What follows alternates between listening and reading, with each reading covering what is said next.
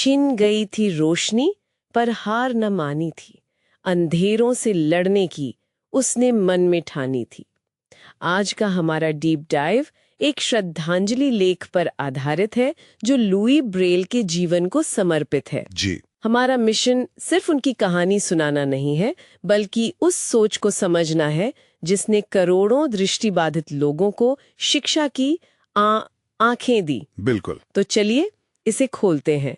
कहानी शुरू होती है फ्रांस के एक छोटे से गांव से और एक बहुत ही भयानक दुर्घटना से। लुई ब्रेल का जन्म 4 जनवरी 1809 को फ्रांस के कूपने गांव में हुआ था और उनके पिता घोड़ों के लिए काठी बनाते थे। अच्छा, तो उनकी कार्यशाला में मतलब औजार तो बहुत होंगे। हाँ, और बस वहीं सिर्फ 3 साल की उम्र में खेलते हुए एक नुकीले औजार से, जिसे सुआ कहते हैं। हाँ, सुआ, उससे उनकी एक आंख में बहुत गहरी चोट लग गई। और ये चोट सिर्फ एक आंख तक ही नहीं रही, है ना? इन्फेक्शन फैल गया और बिल्कुल, और 5 साल की उम्र तक आते आते लुई अपनी दोनों आंखों की रोशनी पूरी तरह खो चुके थे। ऐसे में तो ज्यादातर लोग उम्मीद ही छोड़ देते, लेकिन लुई ब्रेल ने शायद इसी अंधेरे में वो रास्ता खोजा जो किसी को नहीं दिखा था। सही बात है। यहीं से कहानी वाकई दिलचस्प हो जाती है। इतनी बड़ी ट्रेजेडी के बावजूद सिर्फ 15 साल की उम्र में 1824 में उन्होंने 6 बिंदुओं वाली ब्रेल लिपि का आविष्कार किया। ये बात सोचने वाली है।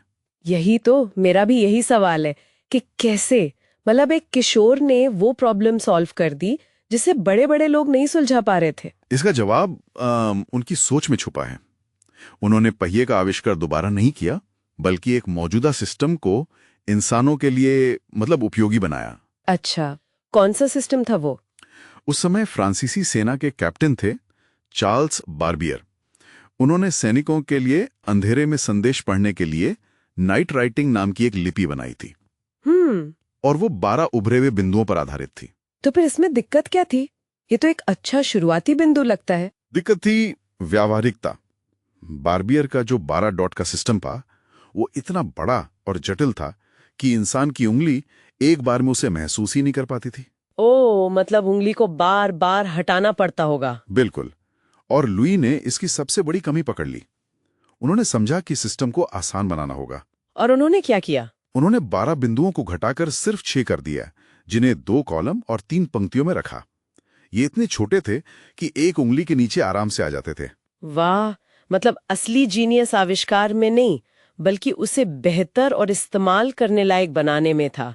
ये तो एक डिजाइन की जीत थी। बिल्कुल।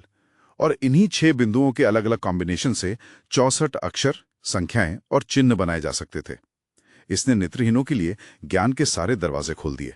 और स्रोत हमें ये भी बताता है कि वो सिर्फ एक आविष्कारक नहीं थे, उनकी शख्सियत में और भी कई परतें थीं, खासकर संगीत में। हाँ, और ये सिर्फ एक शौक नहीं था। उन्होंने अपनी ब्रेल लिपि में संगीत के नोटेशन का एक पूरा सिस्टम विकसित किया था। मतलब अब नेत्रहीन लोग सिर्फ पढ़ नहीं सकते थे, बल्कि संगीत लिख और पढ़ भी सकते थे। जी हाँ, उन्होंने अपनी चुनौतियों को हर क्षेत्र में एक अवसर में बदल दिया। इतना शानदार आविष्कार होने के बावजूद क्या दुनिया ने इसे हाथों हाथ लिया? हैरानी की बात है, नहीं, उन्हें इसके लिए भी लड़ना पड़ा। सालों तक पेरिस के उनके अपने school royal institute for blind youths ने ही इसे आधिकारिक तौर पर लागू करने से मना कर दिया। सच में? हाँ, इसे पूरी तरह मान्यता मिलने में सालों लग गए, और वो भी दुर्भाग्य से उनकी मृत्यु के बाद। 6 जनवरी 1852 को उनका निधन हो गया, लेकिन जैसा कि स्रोत में कहा गया है, उनका आविष्कार आज भी अमर है। उनकी कहानी यही साबित करती है कि असली दृष्टि आंखों में नहीं, मन के हौसलों में होती है। उन्होंने सिर्फ एक लिपि नहीं बनाई, उन्होंने करोड़ों लोगों के लिए स्वतंत्रता और सम्मान का रास्ता खोला। तो इसका मतलब ये है कि एक व्यक्ति के दृढ़ संकल्प और व्यवहारिक सोच ने करोड़ों लोगों की दुनिया हमेशा के लिए बदल दी। यहाँ सबसे आकर्षक बात यह है कि जब भी कोई दृष्टिबाधित व्यक्ति आज ब्रेल लिपि को छूता है, तो वो अनजाने में लुई ब्रेल की 200 साल पुरानी विरासत और उनके हौसले को महसूस करता है। ये तो इतिहास से एक सीधा, एक फिजिकल जुड़ाव है। बिल्कुल। सोचिए, आज दुनिया भर में करोड़ों उंगलियां जब उन उभरे हुए निशानों पर फिरती हैं, तो वो सिर्फ अक्षर नहीं, बल्कि एक 15 साल के लड़के के उस सपने को छू रही होती हैं जिसने अंधेरे को ही रोशनी में बदल दिया था। तकनीक और आविष्कार का इससे ज्यादा मानवीय और प्रेरणादायक रूप और क्या हो सकता है?